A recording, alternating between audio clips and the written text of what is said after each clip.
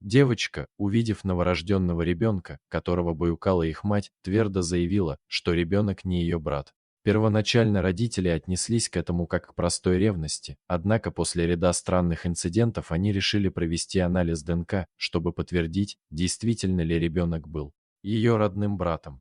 К удивлению, тест показал неожиданный результат.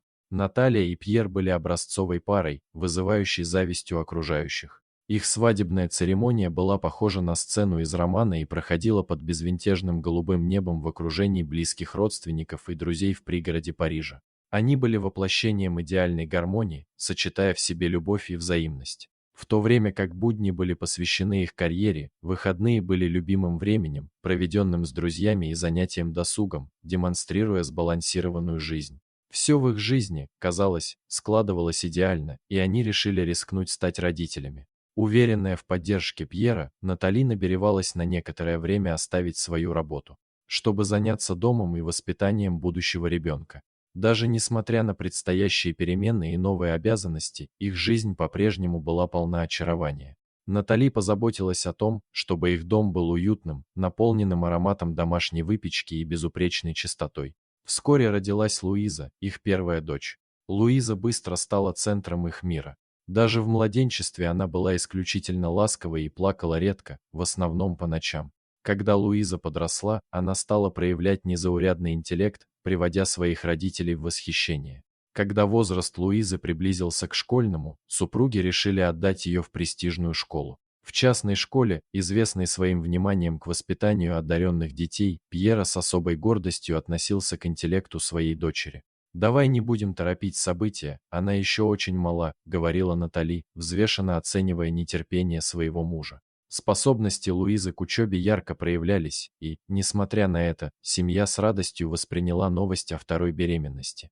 Натали. Луиза, которой было всего 5 лет, была взволнована и часто нежно гладила живот своей матери, желая поприветствовать своего будущего брата или сестру. Заботливость и покровительственный инстинкт Луизы были очевидны, и Натали дорожила этими моментами. Во время родов Натали пребывала в одиночестве, так как Пьер из-за непредвиденных обстоятельств содержался. Он попросил свою мать Марин присмотреть за Луизой. На этот раз роды Натали прошли по-другому. Их сын Джулиан родился в результате более сложного процесса, чем когда рождалась Луиза. Натали готовилась к естественным родам, но после нескольких часов напряженных схваток совершенно измученная по-прежнему не могла родить. Осознав серьезность ситуации, врач немедленно провел обследование и решил, что продолжать естественные роды было бы слишком рискованно, но Наталья настояла на своем. Еще через 30 минут стало очевидно, что у нее не хватит сил. Ситуация стала критической, когда акушер заметил, что положение ребенка делает естественные роды невозможными. Было принято решение о проведении экстренного кесарево сечения. Пьер, приехавший в этот момент, был полон беспокойства. Он согласился с решением провести кесарево сечение, чтобы облегчить страдания Натали. Также Пьер был непреклонен в том, чтобы оставаться рядом с Натали, держа ее за руку, пока хирурги готовились к процедуре. Во время операции его охватила фобия, и он потерял сознание прямо в операционной. Все прошло успешно. Состояние матери и новорожденного красивого мальчика по имени Джулиан было стабильным. Когда Пьер пришел в себя, он оказался рядом с Натальей. Она все еще находилась под действием наркоза, и переполненный облегчением и восхищением, Пьер наблюдал за ней, благодарный за благополучие своей жены и новорожденного сына. Грудное вскармливание стало глубоко трогательным моментом для обоих родителей. «Мы сотворили еще одно маленькое чудо. Любовь моя, Пьер», — нежно прошептала Натали, целуя ее в лоб, переполненная радостью и предвкушением. Натали с нетерпением ждала встречи Луизы с братом. Она будет самой замечательной старшей сестрой. Глазами полными любви Натали смотрела на Джулиана, когда наступил день, чтобы покинуть больницу. В воздухе витало волнение. Луиза уже сидела в машине. Она беспокойно ждала встречи со своим братом. С ней была бабушка Марин. Как только машина остановилась и открылась задняя дверь, Луиза бросилась приветствовать свою мать и впервые увидела Джулиана. Марин шагнула вперед, чтобы помочь Натали, которая держала Джулиана на руках, выйти из машины. Однако то, что произошло дальше, удивило всех. Вся семья собралась вместе. Преисполненный предвкушений, Пьер подбодрил Луизу. «Это твой брат, Джулиан. Подойди, поздоровайся». Пока Наталья осторожно готовилась представить Луизу своему новому брату, выражение лица Луизы омрачилось, и она решительно покачала головой. «Он мне не брат». Это повергло все в шок, и воцарившееся молчание было наполнено замешательством, поскольку все присутствующие пытались понять, серьезно Луиза говорит или шутит. Первой нарушила молчание Марин, бабушка, которая призвала Луизу объясниться. Но девочка хранила молчание. И Пьер мягко посоветовал ей еще раз взглянуть на Джулиана. Луиза неохотно снова подошла к брату, на ее лице читалось сомнение и любопытство. Ее острое замечание о светлых волосах и голубых глазах Джулиана, которые контрастировали с темными волосами и глазами членов семьи, подчеркнуло ее наблюдательность и растерянность. Несмотря на юный возраст, вопрос Луизы содержал в себе потребность в рациональном объяснении. Натали попыталась развеять ее опасения, упомянув, что черты характера новорожденных часто меняются со временем. Однако Луиза все еще не убеждена этим объяснением, покачала головой и побежала к дому. Натали и Пьер отменялись обеспокоенными взглядами, сбитые с толку неожиданной реакции дочери. Они задались вопросом, что стало причиной поведения Луизы: ревность или страх потерять внимание. Во время их обсуждения Марин, бабушка Луизы, поделилась своими соображениями, предположив, что им не следует слишком беспокоиться, поскольку реакция Луизы может быть типичной для детей, которым внезапно приходится делить внимание своих родителей с новым братом или сестрой. Она порекомендовала им активно привлекать Луизу к уходу за Джулианной и заверить ее своей неизменной любви. Она предположила, что, вовлекая ее в процессы, показывая, что она является важной частью этой новой ситуации, они заметят перемены. Несмотря на попытки Натальи Пьера воплотить в жизнь рекомендации Мари, последующие недели не привели к каким-либо положительным изменениям. Луиза продолжала держаться на расстоянии от Джулиана, время от времени повторяя свое тревожащее заявление о том, что он не ее брат. Натали попыталась исправить ситуацию, полагая, что участие в ежедневном уходе за Джулианом может изменить ее чувства. Она просила Луизу помочь искупать малыша, надеясь, что это поможет ей чувствовать себя более важной.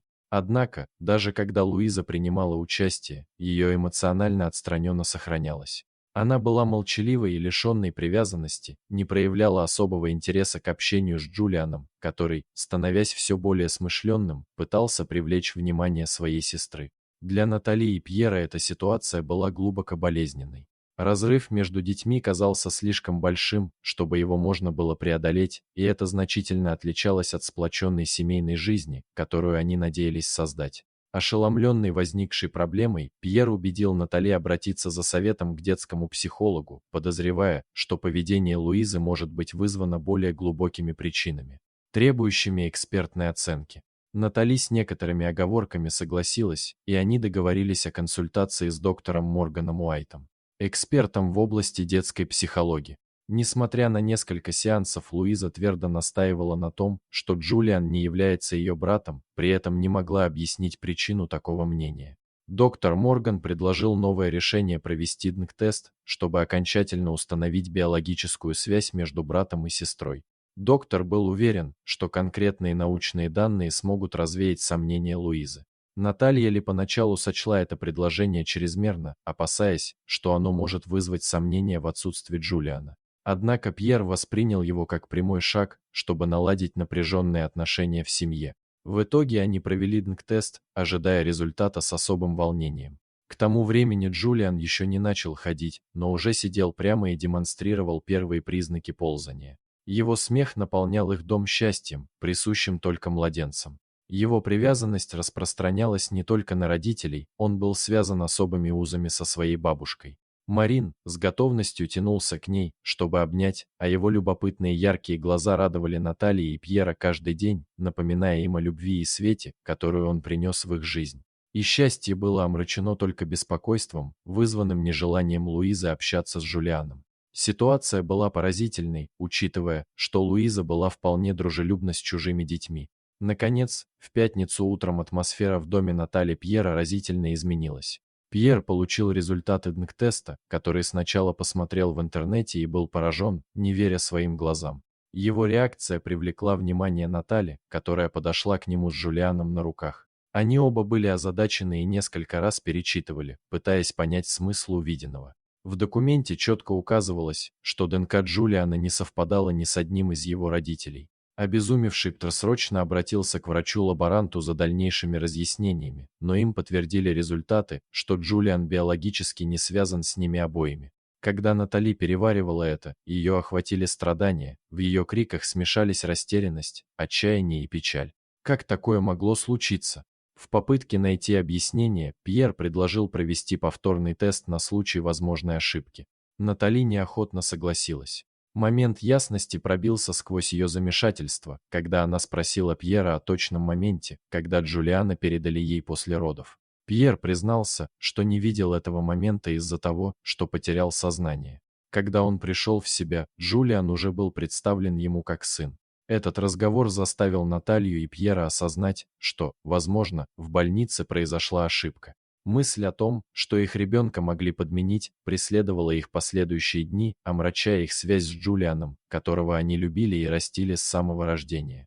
Несмотря на результаты анализа ДНК, свидетельствующие о том, что Джулиан не является их биологическим сыном, они оказались раздираемыми между своей привязанностью к нему и открывшейся правдой. Тест поставил их перед дилеммой. Должны ли они докопаться до истины, что потенциально может испортить жизнь их любимому сыну, или проигнорировать результаты анализа ДНК и продолжать считать Джулиана своим ребенком? Результаты анализа ДНК и мучительный вопрос об истинном происхождении Джулианы затронули даже Марину, которая испытала настоящий шок, решительный в своих поисках правды.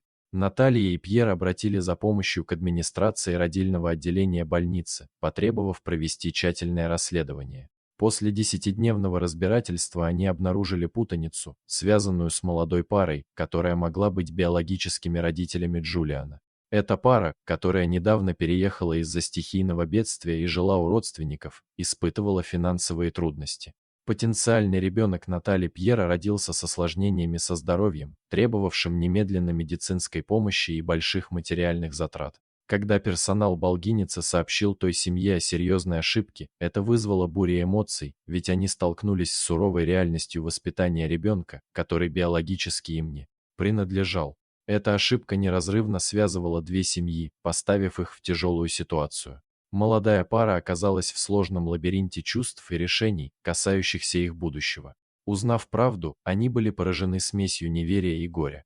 Они считали мальчика своим, и мысль о расставании оказалась немыслимой.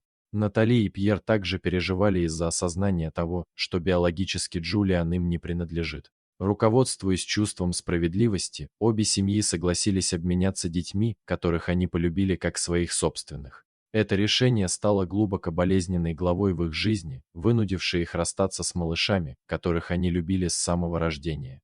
Во время беседы родители захлестнули поток эмоций, когда они обняли своих биологических детей, одновременно испытывая отчуждение и зарождающуюся любовь к детям, которые были генетически связаны с ними, но были им незнакомы.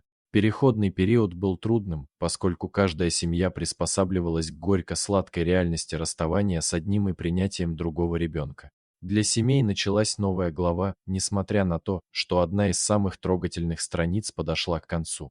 По дороге домой Пьер вел машину в задумчивом молчании, в то время как Натали нежно прижимала к себе своего биологического сына, размышляя о том, сколько времени потребуется этому ребенку, чтобы признать не свою мать, а Натали, чтобы ослабить глубокую материнскую связь, которую она испытывала к Джулиану. Пьера преследовали воспоминания о том, как Луиза интуитивно поняла, что Джулиан не был ее братом, и это так и осталось загадкой. Когда Натали и Пьер вошли в гостиную с ребенком, интерес Луизы был очевиден. Натали, баюкая младенца, опустилась на колени, чтобы Луиза могла рассмотреть его поближе.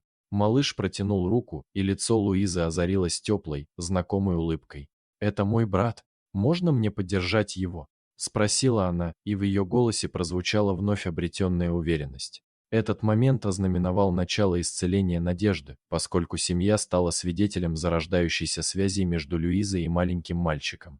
Малыш быстро адаптировался к своему новому дому, и вскоре Натали и Пьер почувствовали к нему глубокую любовь, что сопровождалось радостным общением Луизы и ее брата. Луиза стала значимой фигурой для него, разделяя с ним моменты смеха и открытий. В конце концов мальчику была проведена успешная операция, направленная на восстановление его медицинских проблем. По мере того, как отношения брата и сестры становились все более тесными, это еще больше укрепило семейные узы. По мере взросления внука Марин часто размышляет об этом событии, предполагая, что врожденное чутье Луизы сыграло важную роль в распутывании больничной неразберихи и привело обе семьи к развязке истины. Детские инстинкты иногда могут быть удивительно проницательными.